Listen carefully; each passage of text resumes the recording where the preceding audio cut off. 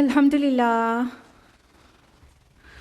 الحمدللہ رب العالمین والصلاة والسلام علی رسولہ الکریم وعلی آلہ واصحابہ اجمعین اما بعد اعوذ باللہ من الشیطان الرجیم بسم اللہ الرحمن الرحیم یا ایھا الناس قد جاءتکم موعظۃ من ربکم وشفاء لما فی الصدور وہدی ورحمۃ للمؤمنین بسم اللہ الرحمن الرحیم رب اشرح لی صدری ویسر لی امری واحلل عقدۃ من لسانی یفقہوا قولی۔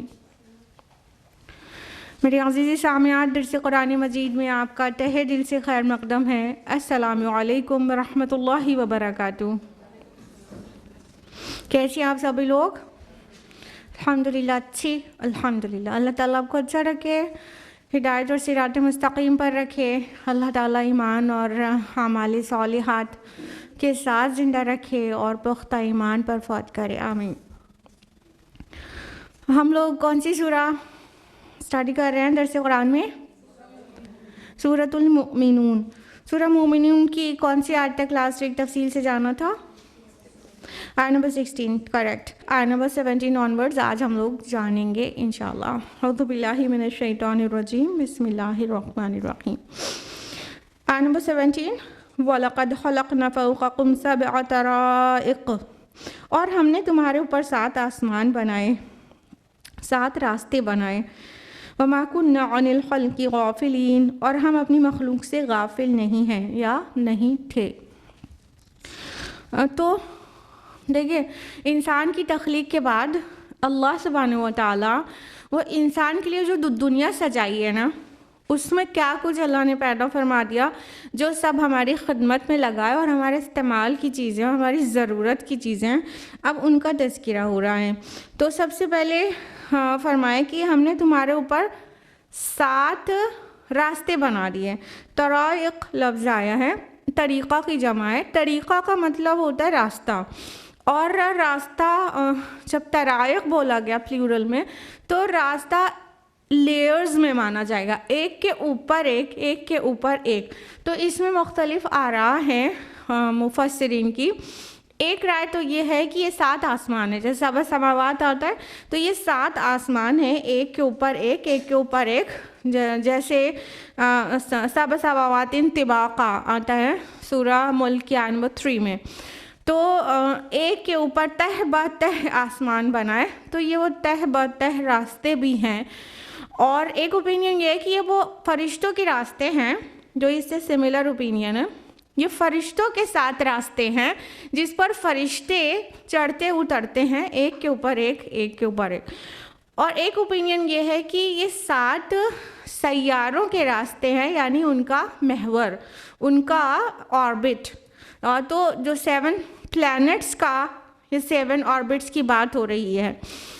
تو کیونکہ 7 سیارہ یہ عربوں کے نزدیک معروف چیز تھی، جس طرح 7 آسمان ہیں، 7 زمین، 7 سیارے بھی ہیں۔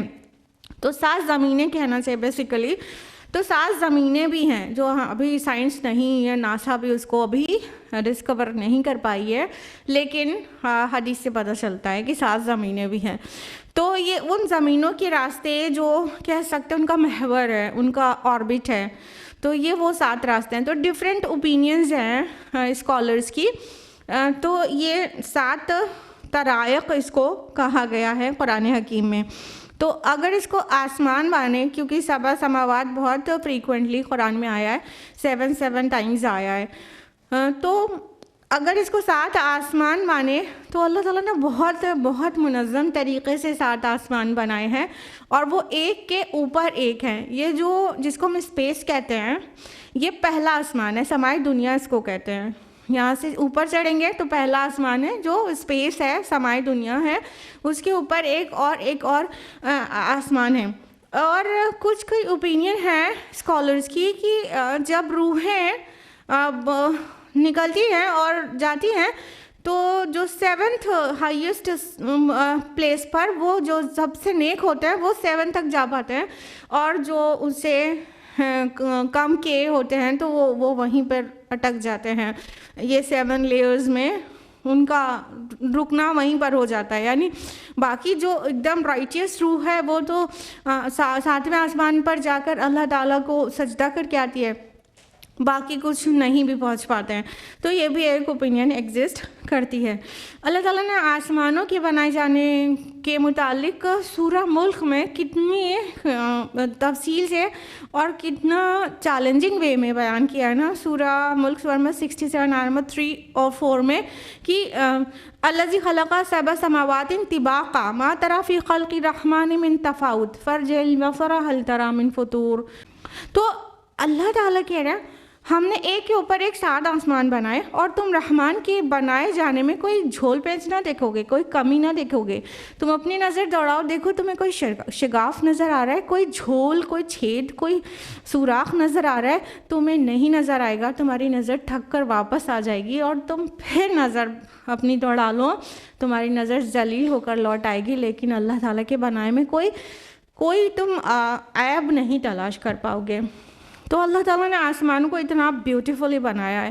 یہ جو آسمان ہے جس کو سمائے دنیا کہتے ہیں، اس کو تاروں سے سجا دیا ہے. اور ہم لوگوں کو شہر میں کبھی موقع ہی نہیں رہتا کہ اتنی روشنیاں رہتی ہیں کہ آسمان کے تاروں کو ٹھیک طریقے سے دیکھ سکیں. کبھی کسی گاؤں میں جہاں لائٹس نہیں ہوں اور وہاں کی رات کا آسمان دیکھے، بالکل تاروں سے بالکل گھنا، بالکل چھپا رہتا ہے، اتنے تارے ہوتے ہیں، وہ بہت خوبصورت دکھتا ہے. یعنی بنا ٹیلیسکوپ کے وہ اتنا خوبصورت دکھتا ہے. تو اللہ تعالیٰ نے بہت شاندار بنایا اور فرمایا کہ ہم اسے اپنی مخلوق سے غافل نہیں ہیں. یعنی کہ اللہ تعالیٰ نے کوئی چیز بنا کر اسے علل تک چھوڑ نہیں دیا ہے، پورے ٹائم ان کی ضروریات پورا کر رہا ہے. تو غافل نہیں ہے اپنی مخلوق سے، اپنی پیدا کردہ چیز سے. اس کے بھی 2 معنی نکل رہے ہیں. ایک تو بے مقصد نہیں بنایا ہے، جو کچھ ہے وہ الٹب بے مقصد بنا کر چھوڑ نہیں دیا گیا ہے کہ کوئی مقصد ہی نہیں ہے، بلکہ با مقصد بنایا گیا ہے اور اس مقصد کو انسان کو پہچاننا چاہیے. تو یہ آسمان جو ہے، جو زمین آسمان اور ہر چیز با مقصد بنائی ہے اور اس کا مقصد ہے، منصوبہ ہے، اور پھر اس مقصد کے تحت انسان کا یہاں پہ ٹیسٹ ہو رہا ہے اور پھر وہ اس کا جو رزلٹ ہوگا وہ ڈیسٹینیشن پر پہنچ سکے گا. دوسری بات یہ کہ ہم اپنی خلقت سے غافل نہیں ہیں. اس کا ایک اور مطلب یہ نکلے گا کہ ہم ان کی ضروریات سے غافل نہیں ہیں. اللہ تعالیٰ نے انسانوں کو دنیا میں بھیج کر ایسا ان کی نیڈ سے غفلت نہیں برتی ہے، ان کے نیڈ سے بے پرواہی نہیں دکھائی ہے کہ بھیج دیا اور ہمارے لیے کھانے پینے کے لیے پلینٹیفل نہیں ہے ہمارے پاس. ہم اس میں کبھی پانی گھٹ جاتا ہے، کبھی کھانا گھٹ جاتا ہے اور کچھ اویلیبل نہیں ہے اس روئے زمین پر. نہیں، اللہ تعالیٰ نے آدم علیہ السلام کو دنیا میں اتارنے سے پہلے اس زمین کو پورا دسترخوان سجا دیا تھا.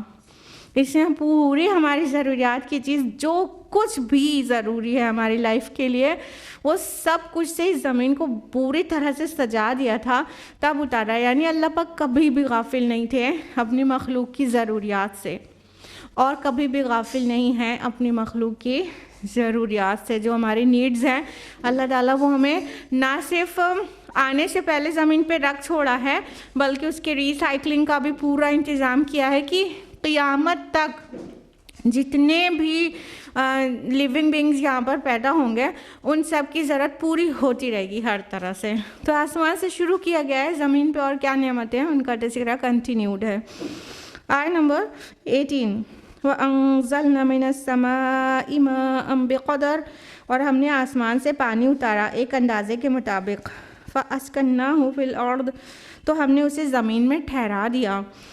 وَإِنَّا عَلَىٰ ذَهَابٍ بِهِ لَقَادِرُونَ، اور بے شک ہم اس کو واپس لے جانے پر بھی قادر ہیں.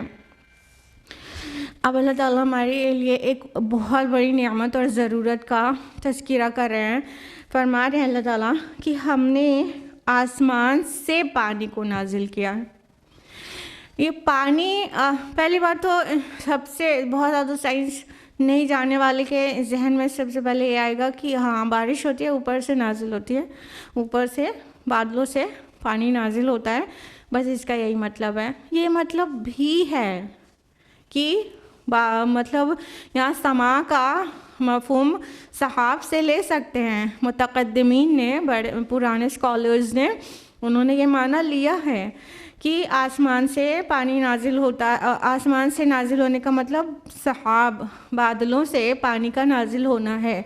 تو اس کا یہ مطلب بھی ہے، لیکن یہ آیت پر اگر غور کریں گے تو ایک بہت بڑی حقیقت کی طرف یہ ہماری رہنمائی کر رہی ہے. وہ یہ کہ ایکچولی H2O جس کو کہتے ہیں، 2 atoms of hydrogen and 1 atom of oxygen, 1 molecule of water, H2O، وہ کہاں سے آیا زمین پر؟ کیونکہ خلا میں جتنی باڈیز ہیں، تو یہ اس بلیو پلانٹ کو چھوڑ کر، ارتھ کو بلیو پلانٹ کہتے ہیں نا، پتہ ہے نا آپ لوگوں کو؟ نہیں پتہ ہے؟ پتہ ہے؟ کچھ تو بولیے ہاں بھائی یا نہیں بولیے، یا پتہ ہوگا یا نہیں پتہ ہوگا، تیسرا کوئی آپشن نہیں ہے. ہاں پتہ ہے نا، زیادہ لوگوں کو پتہ ہے. ارتھ کو بلیو پلانٹ بھی کہتے ہیں کیونکہ یہ اسپیس سے جب اسے دیکھا جاتا ہے تو صرف یہی پلانٹ بلیو دکھائی دیتا ہے. Because of what? Exactly because of water, plentiful water. کتنا پرسینٹ واٹر ہے ارتھ پر؟ 71%. تھوڑا زیادہ کم بولیں تو بھی آپ صحیح ہیں، ٹھیک ہے، پریشان نہیں ہونے کا.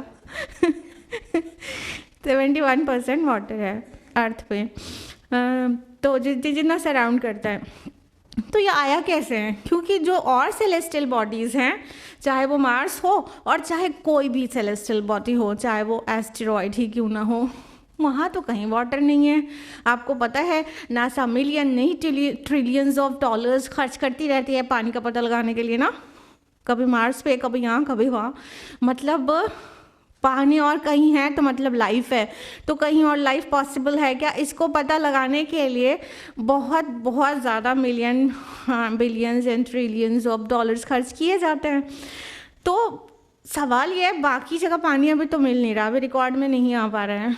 دیکھتے ہیں مارس کی کچھ پکچرز آپ لوگوں نے دیکھی ہوگی، اس کو جیسے واٹر ڈراپس کا کچھ نشان سے پائے جاتے ہیں کہ یہاں کبھی رہا ہوگا پانی، لیکن ابھی ریکارڈ میں نہیں آ رہا. تو زمین پر پانی کیسے آ گیا؟ اور اتنا پانی ہے کہ بس سب کے لیے، پوری ہم لوگ کے سب کے زندہ رہنے کے لیے کافی ہے. ابھی الگ بات ہے کہ گلوبل وارمنگ بڑھ رہی ہے ہمارے ڈسٹرکشن کی وجہ سے، جو ہم فطرت میں خلل ڈال دیتے ہیں. تو گلوبل وارمنگ بڑھ رہی ہے اور گلیشیئرز پگھل رہے ہیں، تو خطرہ ہو سکتا ہے فیوچر میں، یہ الگ بات ہے. ادروائز پلینٹیفل واٹر ایگزسٹ کرتا ہے. تو ایکچولی جب آپ اس کے ہائپوتھیسس اور ریسرچز کے اوپر جائیں گے کہ پانی ایکچولی کہاں سے آیا، کئی اوپینین ملے گی. جو سب سے پرومیننٹ اوپینین ایکچولی ہے وہ یہ ہے کہ آسمان سے نازل ہوا ہے پانی، زمین پر اسپیس سے آیا ہے. یہاں پہ قرآن کیا کہہ رہا ہے کہ ہم نے آسمان سے پانی نازل کیا. تو پانی ایکچولی اسپیس سے آیا ہے. اس کے لیے 4 بلین ایئرز ایگو ہمیں جاننا ہوگا کہ وہاں پہ ایکچولی پہلے کیا ہوا تھا. تو جب 4.6 بلین ایئرز ایگو جب سارے سیلیسٹل باڈیز ایکچولی پورے اپنے اوریجنل فارم جو ابھی جیسے ہے ویسے آئی نہیں تھی، اس وقت بہت سارے میٹیورائٹس، وہ بہت زیادہ بمبارڈنگ ہوئی تھی ان کی ارتھ پر آئس کے فارم میں. تو زمین پر پانی جتنی نشیب و فراز تھی، تو جتنا نشیبی ایریا تھا وہاں سب پانی بھر گیا، جس کو ہم کیا کہتے ہیں اب؟ اوشنز کہتے ہیں، سیز کہتے ہیں. سم ٹائمز کچھ لیکس اس سے پگھل کر بنتی ہے، ریورز اینڈ لیکس، جو گلیشیئرز ہوتے ہیں ان سے پگھل کر پانی آتا ہے. تو جو big huge bodies of water ہے وہ اوشنز کہلاتی ہیں. تو یہ جو سمندر ہیں یہ آسمان سے برف کی شکل میں ایکچولی میٹرائڈس کا بالکل بمبارڈنگ ہوئی ہے، جس سے زمین پر پانی آیا ہے. یعنی اللہ تعالیٰ نے بھیجا ہے.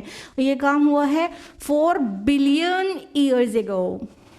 یعنی ہیومن بینگ کی ہسٹری سے بہت پہلے یہاں پہ پورا ارتھ کو سجایا جا رہا تھا، دلہن بنا کے سنواری جا رہی تھی. یہ زمین کی آدم کو آنا ہے اور آدم کی ذریت کو یہاں پہ پانی پینے کے لیے چاہیے رہے گا.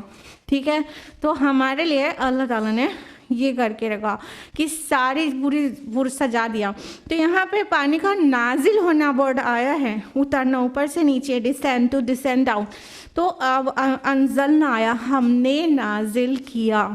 اس سے پیچھے کی بھی جتنی آیات تھیں تخلیقی مراحل میں, خلقنا خلقنا خلقنا, ہم نے پیدا کیا, ہم نے نطفے سے علقہ بنایا, ہم نے نازل کیا. کہیں شرک کا شائبہ تک نہیں ہے, کسی کا بال برابر کا دخل نہیں ہے کہ اللہ تعالیٰ کے کام میں کسی نے ہیلپ کیا ہے, اللہ تعالیٰ نے کیا ہے. تو ہم نے نازل کیا ہے آسمان سے پانی.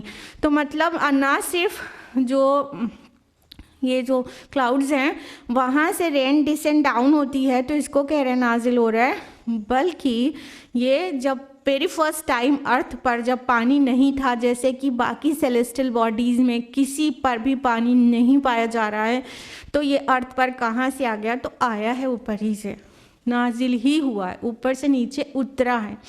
اور پھر اس کی ریسائکلنگ کے لیے اتنا بیوٹیفل نظام اللہ تعالیٰ نے بنا دیا, اس کو کیا کہتے ہیں؟ Some thing cycle, exactly water cycle کہتے ہیں.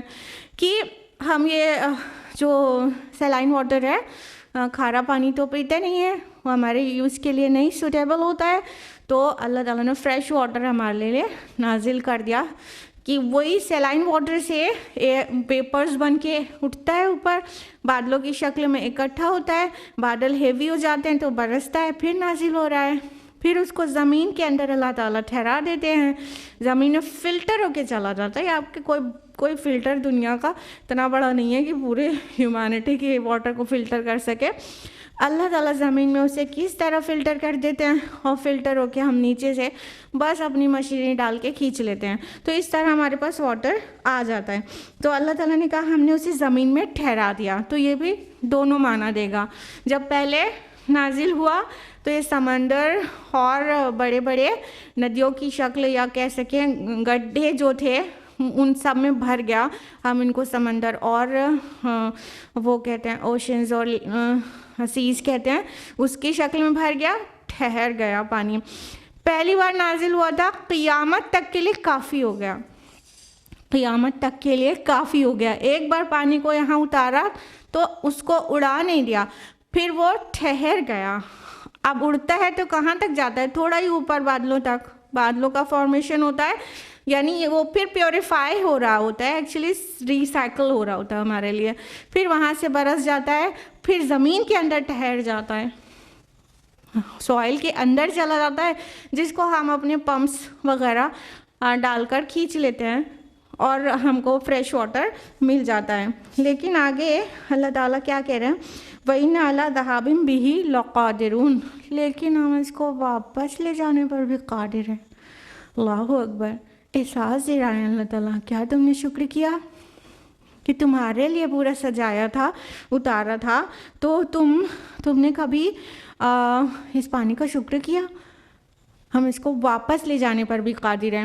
تو اللہ تعالیٰ جو آسمان سے پانی کو نازل کر سکتا ہے, زمین میں سمندروں کی شکل میں ٹھہرا سکتا ہے, پھر سوائل کے اندر انڈر گراؤنڈ واٹر کی شکل میں پانی کو ٹھہرا سکتا ہے, وہ واپس بھی کیوں نہیں لے جا سکتا ہے؟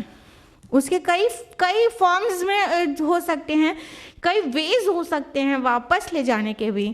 ایک تو سورہ ملک کی آخری آیت پڑھتے ہیں نا کہ اگر قُلْ أَرَأَيْتُمْ إِنْ أَصْبَحَ مَاؤُكُمْ غَوْرًا فَمَنْ يَأْتِيكُمْ بِمَاءٍ مَعِينٍ. ذرا تم سوچو دیکھو کہ اگر تمہارا پینے کا پانی ہم زمین میں تھوڑا نیچے اتار دیں, اندر اور اندر گہرائی میں چلا جائے, تو کون ہے جو تمہیں نتروا پانی لا کے دے؟ تو اللہ تعالیٰ پانی کو اس طرح ہم سے واپس بھی لے سکتے ہیں کہ وہ زمین میں اتنے کم گہرائی میں ہوتا ہے کہ ہم اسے اپنی کوئی بھی موٹرز اور کوئی بھی مشین سے اسے کھینچ لیتے ہیں.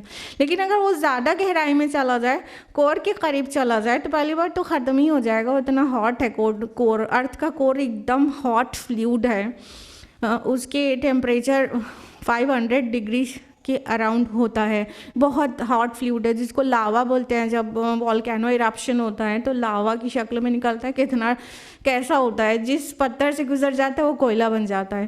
ٹھیک ہے, تو اتنا تو پانی اگر نیچے اتر جائے تو پھر اللہ تعالیٰ ہم سے لے کے ہم نہیں اسے حاصل کر سکتے ہیں.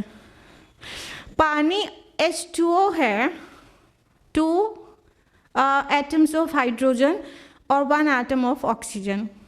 اللہ تعالیٰ اگر یہ دونوں ایلیمنٹس کو الگ کر دے تو کون ہے کہ پوری دنیا مل کے اسے جوڑ سکے اور پانی بنا سکے؟ اللہ تعالیٰ اس طرح سے بھی پانی کو ہم سے لے جا سکتا ہے کہ H الگ, O الگ, ہائیڈروجن الگ, آکسیجن الگ, اب پانی کہیں نہیں ہے. تو اللہ تعالیٰ تو اس بات پر بالکل بھی قادر ہے. تو اللہ تعالیٰ ہم کو کہیں نہ کہیں شکر کے ریمائنڈ کرا رہے ہیں کہ ہم واپس بھی لے جا سکتے ہیں. تو ہمیں کیا کرنا چاہیے؟ اللہ تعالیٰ نے ہمیں دیا ہوا ہے پلینٹیفل واٹر کہ ہم پوری زندگی آرام سے گزار سکتے ہیں اور ہم لوگوں کے گھروں تک بھی آسانی سے پہنچ جاتا ہے. تو اس کے لیے بہت زیادہ شکر کریں اور غور کریں کہ اللہ تعالیٰ نے انسان کی تخلیق کی. پھر انسان کی تخلیق کے بعد ذکر ضرور ہوا ہے لیکن یہ دنیا سجائی گئی ہے اس کو یہاں پہ زمین پہ بھیجنے سے پہلے. یہاں پہ ہماری ساری ضروریات خوب اچھی طرح سے رکھ چھوڑا. اور یہی جو واٹر ہے یہ جب ڈسینڈ ڈاؤن ہوتا ہے کلاؤڈ سے جب اترتا ہے دین اٹ امپریگنیٹ دا سوئل نا.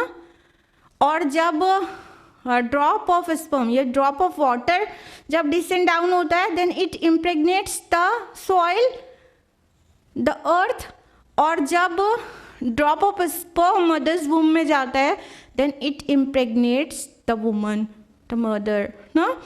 تو اسی طرح جب پانی جب اتر رہا ہے آسمان سے بادلوں سے تو کیا ہے یہاں جو چیز مر گئی تھی زمین مردہ بنجر پڑی تھی اس کو زندہ کر دیتا ہے.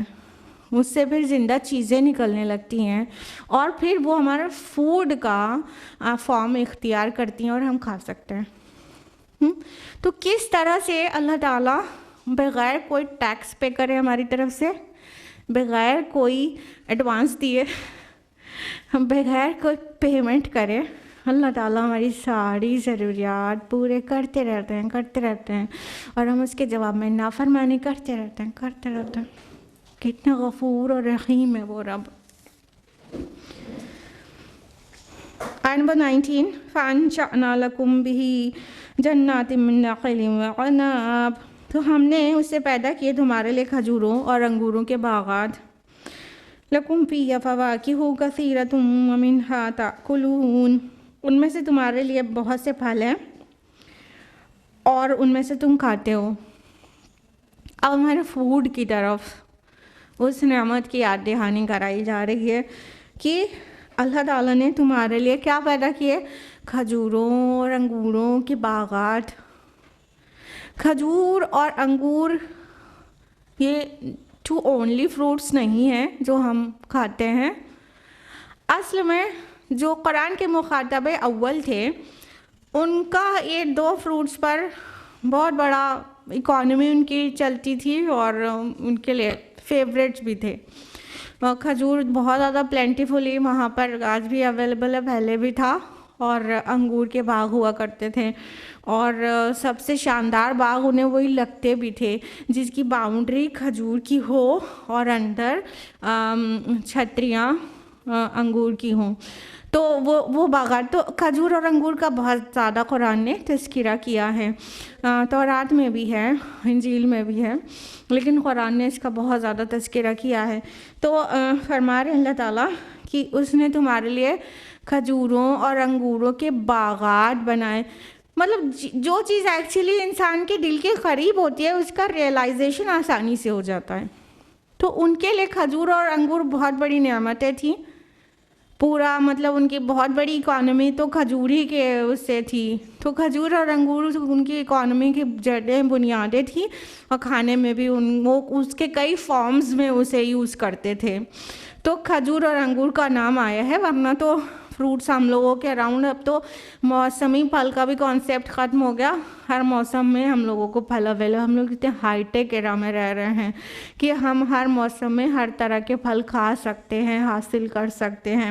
تو فرمایا کہ تم اس میں سے وہ تم کھاتے ہو، اور بھی بہت سارے پھل ہیں، یعنی 2 ہی پھل نہیں ہیں تمہارے لیے، اور بھی بہت سارے پھل ہیں، سب اللہ تعالیٰ نے پیدا کیے ہیں اور تم اس میں سے کھاتے بھی ہو۔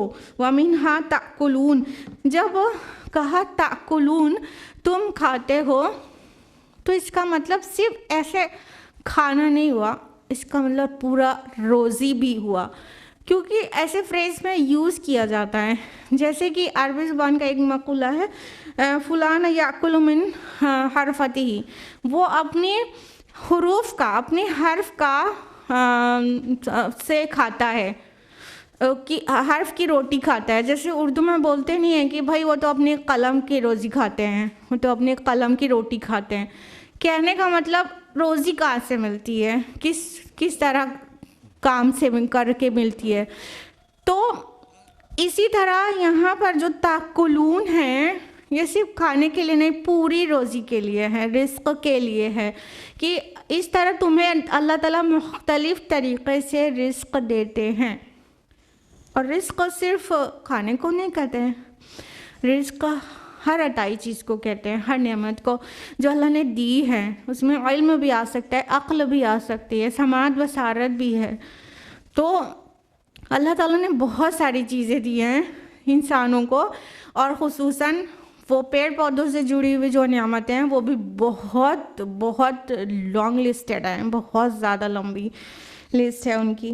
تو فرمائے کہ تمہارے لیے غذا کا کام کرتا ہے، یعنی کچھ پھل صرف اس پھل کو نہیں کہتے نا جو بنا کک کرے ہم کھا لیتے ہیں۔ پھل اگر باٹنی کی لینگویج میں کہیں تو وہ تو مطلب اووری سے جس پارٹ کا فارمیشن ہوتا ہے وہ پھل کہلاتا ہے، جس کے اندر سیڈز ہوتے ہیں، تو پھر وہ ٹماٹر بھی پھل ہی کہلائے گا۔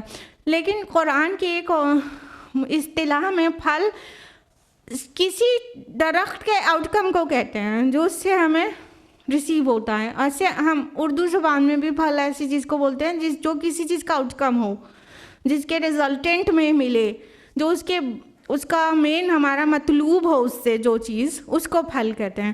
تو اللہ تعالیٰ پیڑ پودوں کے ذریعے ہمیں کتنی مطلوبہ چیزیں دیتے ہیں، ٹھیک ہے، نہ صرف پھل کے فارم میں ہم اسے یوز کرتے ہیں، بلکہ پورا کھانا ہی ہمارے گھر کی ہانڈیوں میں، جو لوگ بہت زیادہ گوشت خور ہیں ان کی چھوڑ دیا جائے تو اکثر ہی چیز اس ہانڈی میں پیڑ پودے کی ہوتی ہے نا، سارے مسالے اسی سے آتے ہیں۔ اگر آپ کو گوشت بھی بنانا ہے تو بنا پیڑ کا مسالہ لیے آپ نہیں بنا سکتے شاید، ٹھیک ہے۔ تو کتنی ساری چیزیں ہم لیتے ہیں پیڑ پودوں سے، جو پھلوں کی شکل میں اللہ تعالیٰ ہمیں رزق دیتے ہیں، سبحان اللہ۔ آیت نمبر 20 میں ایک اور اہم چیز کا ذکر کیا، وَشَجَرَةً تَخْرُجُ مِن طُورِ سِینَاءَ، اور وہ درخت بھی ہم نے پیدا کیا جو پہاڑ سینا کے سے نکلتا ہے، تَنبُتُ بِالدُّهْنِ وَالصِّبْغِ لِلْآكِلِينَ، وہ تیل بھی لے کر اگتا ہے اور کھانے والوں کے لیے سالن بھی۔ یہ کون سا پیڑ ہے بھائی؟ ارے واہ ماشاء اللہ، سب کو پتہ ہے یہ تو زیتون کا پیڑ ہے نا۔ تو کیونکہ یہ جو طور سینا کے کہا گیا ہے، ایکچولی جو زیتون کے درخت جہاں سب سے زیادہ پائے جاتے ہیں وہ ایریا ہے بحر روم کے اراؤنڈ، یعنی میڈیٹرینین سی کے اراؤنڈ جو علاقے ہیں وہاں سب سے زیادہ پایا جاتا ہے۔ انہی پہاڑی علاقوں میں ایک کوہ طور بھی ہے، تو وہ جو طور سینا ہے وہ پورا جو علاقہ ہے، وہ جزیرہ نمائے سینا، وہ پورا علاقے میں بہت پلینٹیفلی یہ درخت پایا جاتا ہے زیتون کا۔ تو زیتون کا قرآن مجید میں بہت زیادہ تذکرہ ہے، اور صرف قرآن میں نہیں ہے، بائبل میں بھی ہے، اولڈ ٹیسٹمنٹ نیو ٹیسٹمنٹ دونوں میں ہے، تورات اور انجیل میں بھی اس کا بہت زیادہ تذکرہ ہے، کیونکہ یہ زیتون کا جو درخت ہے یہ بہت زیادہ مبارک درخت ہے، اور یہ مبارک ورڈ بھی قرآن نے استعمال کیا۔ اگلی سورہ آئے گی، کون سی ہے؟ سورہ نور، اس کی آیت نمبر 35 ہے، آیت النور، ٹھیک ہے۔ تو وہ آیت نمبر 35 آیت نور جو ہے اس میں بھی اس درخت کا ذکر ہوا ہے، اور اس میں اس کو مبارک درخت کہا گیا ہے نا، شجرۃ مبارکہ۔ تو اس کو مبارک درخت کہا گیا ہے. تو اس درخت کے بارے میں تھوڑا سا جان لیتے ہیں تاکہ پتہ چلے کیوں قرآن بار بار اسے مینشن کرتا ہے اور مبارک کیوں کہا. دیکھیے مبارک کا معنی شاید پچھلے ہفتے ہم نے آپ کو بتایا بھی تھا، جس میں سب سے اہم اسپیکٹ جو ہے، ورنہ اور بھی کئی میننگ سمیٹے رہتا ہے، لیکن سب سے اہم اسپیکٹ کیا ہے، اس میں سب طرح کا خیر جو سمیٹے ہوئے ہو اس کو مبارک کہتے ہیں. ٹھیک ہے، تو یہ جو درخت ہے وہ ریئلی بہت مبارک اور بہت مفید ہوتا ہے ہر طرح سے. پہلی بات تو یہ درخت 2000 سال تک زندہ رہ سکتا ہے. ایوریج اس کا اسپین آف لائف 500 ایئرز ہوتا ہے. 40 سال کے عمر میں وہ درخت وہ اپنی شباب پر پہنچتا ہے.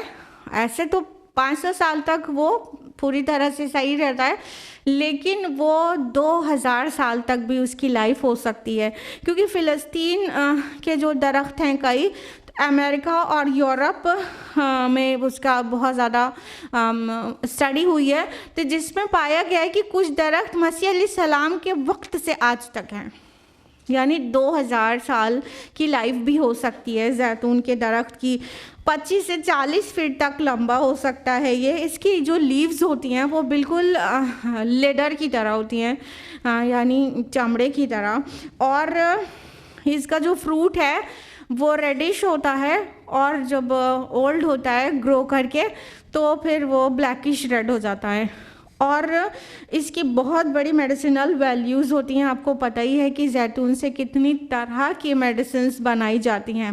اور سب سے بڑی بات جو اس کا روغن ہے، جو اس کا آئل ہے، وہ دنیا کا سب سے مفید تیل ہے، سب سے زیادہ.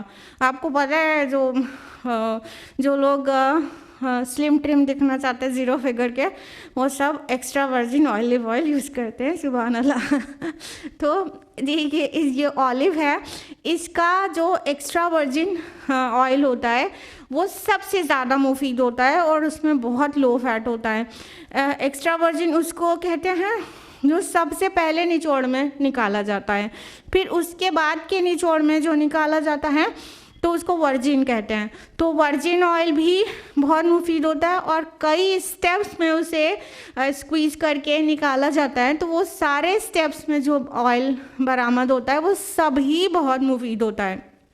اور اس میں فیٹ مطلب کیونکہ نیچرل ہوتا ہے، وہ پلانٹ سے آتا ہے، اس لیے بہت زیادہ ہیلدی فیٹ ہوتا ہے اس میں نقصان کی چیزیں نہیں ہوتی. اس لیے جو ہارٹ کے پیشنٹس ہیں اور جو اپنے باڈی فگر کے پیشنٹس ہیں اس کو مینٹین کرنے کے ایکسٹریم پہ چلے جاتے ہیں نا لوگ، لڑکیاں تو extra virgin olive oil use کرتی ہیں، تو وہ بھی، اور دل کے جو مریض ہیں ان کے لیے ڈاکٹرز ریکمینڈ کرتے ہیں، اور ڈائبٹکس کے لیے ریکمینڈ کیا جاتا ہے کہ آلیو آئل یوز کریں، اور ایکسٹرا ورجن ہو تو بیسٹ ہے. تو اس کے جو تیل ہے وہ سب طرح سے ہر اسٹیپ میں نکالا گیا تیل بہت زیادہ مفید ہوتا ہے. اور اس کی ایک اور خاص بات ہے کہ یورپ اور امریکہ میں کچھ ایسے برتن جو کھدائی میں نکلے ہیں جس میں آلیو آئل تھا، اور 2000 سال تک بھی وہ خراب نہیں ہوا تھا. یعنی یہ تیل خراب نہیں ہوتا ہے. تو اتنے مطلب سینکڑوں نہیں ہزاروں سال تک بھی یہ آئل خراب نہیں ہوتا ہے. تو اس کو اللہ تعالیٰ نے مینشن کیا ہے کہ وہ تیل لے کر بھی اگتا ہے، اور کھانے والوں کے لیے سالن بھی. یہاں پہ سالن کے لیے جو لفظ آیا ہے وہ آیا ہے وَسِبْغٍ لِلْآكِلِينَ. سبغ آیا ہے. سبغہ مینس کیا ہوتا ہے؟ صبغۃ اللہ، بالکل اللہ کا رنگ. وہ والی آیت ریمائنڈ کرا دیا تو فوراً یاد آ گیا. صبغہ مینس رنگ ہوتا ہے.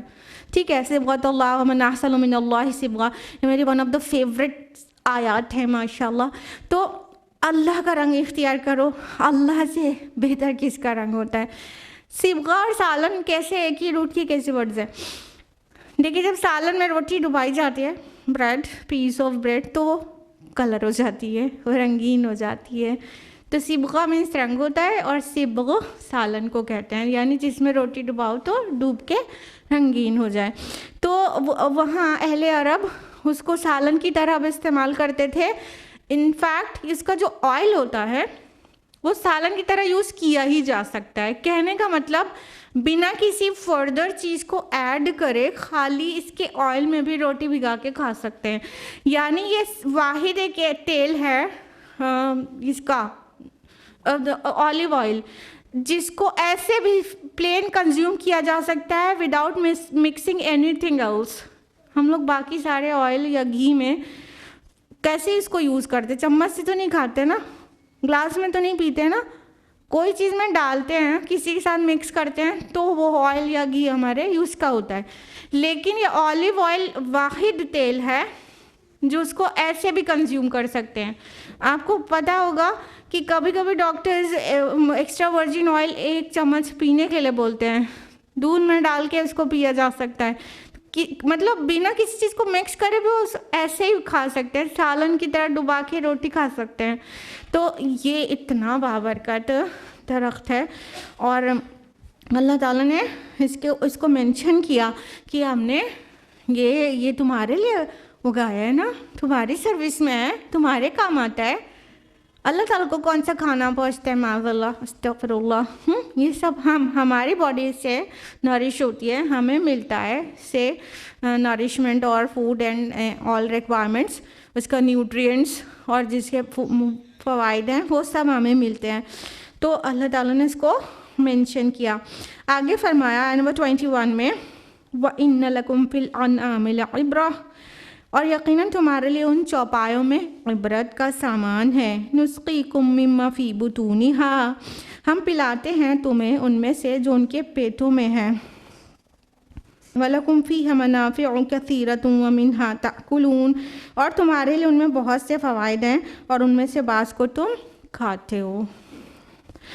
اللہ تعالیٰ فرما رہے ہیں کہ چوپایوں میں عبرت ہے.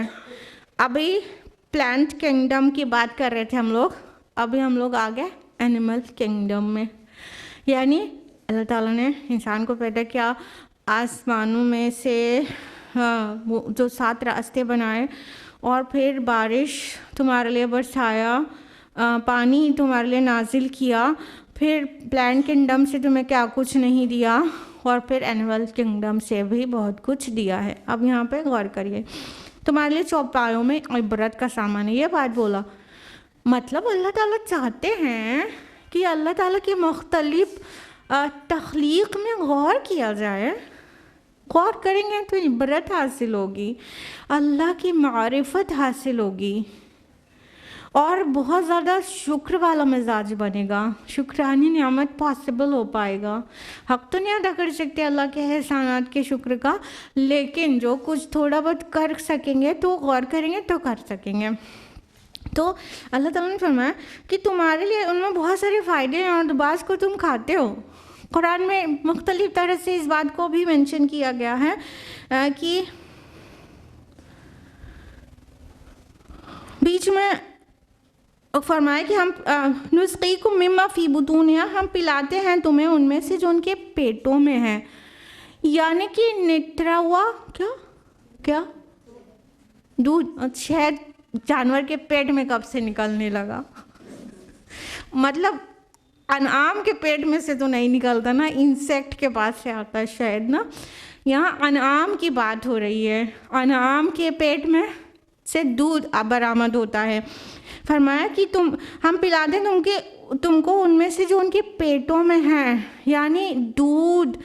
اور سورہ نحل کی آیت نمبر 66 میں اس طرح ہمارے اٹینشن کو سیکھ کیا ہے اللہ تعالیٰ نے کہ وَإِنَّ لَكُمْ فِي الْأَنْعَامِ لَعِبْرَةً, تمہارے لیے انعام میں عبرت ہے. نُسْقِيكُم مِّمَّا فِي بُطُونِهَا مِن بَيْنِ فَرْثٍ وَدَمٍ لَبَنًا خَالِصًا سَائِغًا لِّلشَّارِبِينَ, کہ اور یقیناً تم چوپایوں میں عبرت ہے اور ہم پلاتے ہیں تم کو ان میں سے جو کچھ ان کے پیٹوں میں ہے, خون اور گوبر کے درمیان میں سے نترا ہوا دودھ.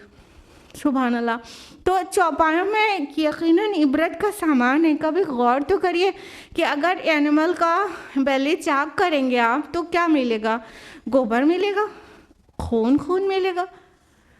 اللہ اکبر. اسی پیکٹ میں سے اللہ تعالیٰ صاف پاکیزہ دودھ کا فارمیشن کرتا ہے جو کہ نہ صرف ان کے بچوں کے نرشمنٹ کے لیے ہوتا ہے بلکہ ہمارے آپ کے اور ہمارے آپ کے بچوں کے لیے بھی ہوتا ہے۔ تو اتنا مطلب سوچنے والی بات ہے، کیوں سوچتے نہیں؟ روز ایک گلاس دودھ نکالا پی لیا، جس نے دیا ہے اس کو یاد نہیں کیا، ہاں کیوں سوچتی نہیں؟ مطلب اللہ تعالیٰ نے ہم کو سوچنے کا ایک طریقہ، ایک نظریہ بھی دے دیا۔ ذرا سوچو کہ تم خون اور گوبر جو کھولنے کے بعد پیٹ تمہیں ملے گا، اسی میں ہم دودھ کا فارمیشن کر دیتے ہیں، اور کس طرح سے جب تم اس کو نکالتے ہو تو وہ کتنا پیور اور کتنا پاک ہوتا ہے، پاکیزہ رزق ہوتا ہے، گندا نہیں ہوتا، اسمیل نہیں کرتا، بیڈ اسمیل نہیں کرتا، ٹھیک ہے۔ خون سے بھی ہمیں گھناتی، گوبر سے بھی گھناتی ہے، لیکن دودھ کتنا مفید ہے، کتنی ضرورت کا ہے اور کتنا لذیذ ہوتا ہے۔ تو اللہ تعالیٰ نے دیا وہ انعام میں سے، اور فرمایا تمہارے لیے اور بھی بہت سے فائدے ہیں، منافع کثیرہ۔ کون کون سے فائدے ہیں اینیمل سے ہمیں؟ دیکھیں اس سے لیدر بھی ملتا ہے ہم کو، اور اس سے وول بھی ملتا ہے، اور ہم اس کے ہارن سے بھی بہت ساری چیزیں، اس کے سینگوں کا بھی استعمال ہوتا ہے کئی چیز بنانے میں، ان کی ہڈیوں کا استعمال ہوتا ہے کئی چیزوں کے بنانے میں، ٹھیک ہے۔ تو یہ منافع کثیرہ کہا گیا، اور اس کا اینیمل ٹریڈنگ جو ہے ملینس آف ڈالرز کا ریونیو ہوتا ہے، جو لوگ اینیمل ٹریڈنگ کرتے ہیں، تو ان کو خرید و فروخت بھی ان کی انسان کو فائدہ دے جاتی ہے۔ کتنے طرح کے فائدے ہیں جانوروں سے، انسان کے بس کا ہے مٹی کے پتلے کی طرح وہ بنائے اور پھر جیتا جاگتا وہ گائے اور وہ بکری بن جائے اور اونٹ بن جائے؟ ممکن ہے؟ کتنے اور فائدے ہیں کہ انسان جو ہے اس پر سواریاں کرتا ہے، آگے والی آیت میں آئے گا کہ کتنا اس پہ سواری کرتا ہے، اور وہاں اہل عرب کے لیے تو یہ بات بہت ہی زیادہ معروف تھی کہ camel is the ship of desert, تو وہ ڈیزرٹ میں ایک شپ کی طرح کام کرتا ہے، کتنے آسانی سے انسان ایک جگہ سے دوسری جگہ پہنچ جاتا ہے۔ ہم ہائی ٹیک ایرا میں بھی اس سینڈ پر ایک دم ریت کے اوپر سڑکیں نہیں بنا پا رہے ہیں، ٹھیک ہے، تو اس کے اوپر پھر وہی چلتا ہے، شپ آف ڈیزرٹ نا، تو وہی اس میں کتنی عبرت کا سامان ہے۔ آگے والی آیت میں فرمایا نمبر 22 میں وَعَلَيْهَا وَعَلَى الْفُلْكِ تُحْمَلُونَ، اور ان پر اور کشتیوں پر تم سوار کیے جاتے ہو، یعنی جانوروں سے اتنی چیزیں اخذ کرنے کے علاوہ ان سے بار برداری کا کام لیتے ہیں، ان کے اوپر چڑھ کے سفر کرتے ہیں، ان کے اوپر سامان لاد کے ایک جگہ سے دوسری جگہ لے جاتے ہیں۔ مت سمجھیے اب ہم ہائی ٹیک ایرا میں آ گئے ہیں تو اور ہمیں ان کی ہیلپ کی ضرورت نہیں ہے، جیسے کہ ڈیزرٹ میں ہم نے بتایا کہ ابھی بھی وہی ہیرو ہیں، وہ ایک دم جو بکھرتی ہوئی ریت ہے وہ اللہ تعالیٰ نے ہے، وہ جو کیمل ہے اس کے پیروں میں وہ پیڈز بنائے ہیں جو اس کو دھسنے نہیں دیتے، اور اتنا وزن وہ اپنے اوپر لاٹ کر بھی آرام سے سینڈ میں وہ چل سکتا ہے، ٹھیک ہے۔ تو آج بھی بہت جگہوں پر اور آنے والے وقت میں بھی اور ہمیشہ وہ جانوروں کی جو اپنی اہمیت ہے وہ برقرار رہے گی۔ تو اور سب سے بڑی بات وہ اتنے مضبوط ہوتے ہیں کہ ہم جو بھاری بھاری کام بالکل نہیں کر سکتے وہ جانوروں سے کرا کے انسان کا کام نکل جاتا ہے۔ کبھی سوچا ہے انسان کی عقل سے سب پر وہ حاوی ہے، دیٹس فائن، لیکن اس کے فزیکل اسٹرینتھ تو برابر کی نہیں ہے نا، ہاتھی کے اور اونٹ کے اور گھوڑے کے نہیں ہے نا برابر کی، نہیں جھیل سکتی ہے بہت ساری چیزیں اس کی باڈی، تو وہ جانوروں سے ہم اپنا کام نکال لیتے ہیں۔ یعنی اللہ تعالیٰ چاہتے ہیں ہم ان باتوں پر غور کریں، ان پر غور کریں، اپنے خالق کو پہچان جائیں گے، پھر خالق کو پہچان جائیں گے تو جس مقصد کے لیے اس نے تخلیق کیا ہے اس مقصد کی طرف سوچنا شروع کریں گے۔ پھر قرآن وہ پورے ٹائم آخرت کی بات کرتا ہوا ملے گا، ہر ایک صفحے پہ کوئی نہ کوئی بات مل جائے گی، تو آخرت کی یاد دہانی انسان کو ملتی رہے گی۔ جو ایتھیسٹ ہے تھوڑا سا غور کر کے قرآن پڑھیں تو وہ بھی ایمان لے آنے والے ہیں، اگر وہ تعصب کو اپنے چھوڑ کر پڑھیں قرآن تو تو اس طرح سے اللہ تعالیٰ ہم کو گائیڈ کریں اپنی نعمتوں کا تذکرہ کر کے. کبھی کبھی ہم سوچتے ہیں کہ ایکچولی اگر یہ چیزیں نہیں بھی ہوتی تو بھی ہم پر حق تھا کہ ہم سوچیں. ہم یہ سوچتے ہیں اگر قرآن بار بار ریمائنڈ نہیں کرائے, اللہ تعالیٰ بار بار ہم کو یہ نہیں بتائے ہم نے یہ کیا تمہارے لیے, یہ کیا, یہ دیا, یہ دیا, یہ دیا, یہ دیا, تم سوچتے کیوں نہیں, تم عقل سے کیوں کام نہیں لیتے. اگر اللہ تعالیٰ اتنی بار نہیں کہے تو بھی حق ہے ہم پر کہ ہم جو منعم ہے اس کو پہچانیں, چیزوں کو جو نعمتیں استعمال کر رہے ہیں اس کی طرف شکر سے اپنے آپ پلٹیں.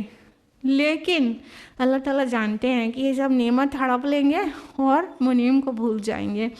تو اللہ تعالیٰ بار بار قرآن میں ریمائنڈرز دیتے ہیں کہ دیکھو تمہارے پاس یہ ہے نا اور یہ ہے نا, یہ استعمال کرتے ہو, یہ کرتے ہو, اتنا کچھ تمہیں دیا. وہ ریمائنڈ کراتے رہتے ہیں. کیا تم سوچتے نہیں تمہارے لیے عبرت کا سامان ہے, افلا تعقلون, کیا تم عقل سے کام نہیں لیتے. بار بار اللہ تعالیٰ ہم کو یاد دلاتے رہتے ہیں. تو اب کیا بچا کہ ہم کو ریمائنڈرز بھی ملتے رہتے ہیں ٹیکسٹ میں. اب کیا بچا کہ ہم اپنے خالق کا شکر نہ کریں, اپنے پروردگار کا احسان نہ مانیں, اپنی منعم کی نعمتوں کا اعتراف نہ کریں اور اس کے آگے سجدے میں نہ گر جائیں. اب کیسے ممکن ہے؟ تو پتہ ہے انسان کی غفلت تبھی تک رہتی ہے نا جب تک وہ قرآن کے قریب نہیں رہتا. جب قرآن کے قریب آتا ہے تو اس کی غفلتوں کا پردہ چاک ہونے لگتا ہے ایکچولی, اور وہ انسان پھر سوچتا ہے, شکر کرنے والا بن جاتا ہے.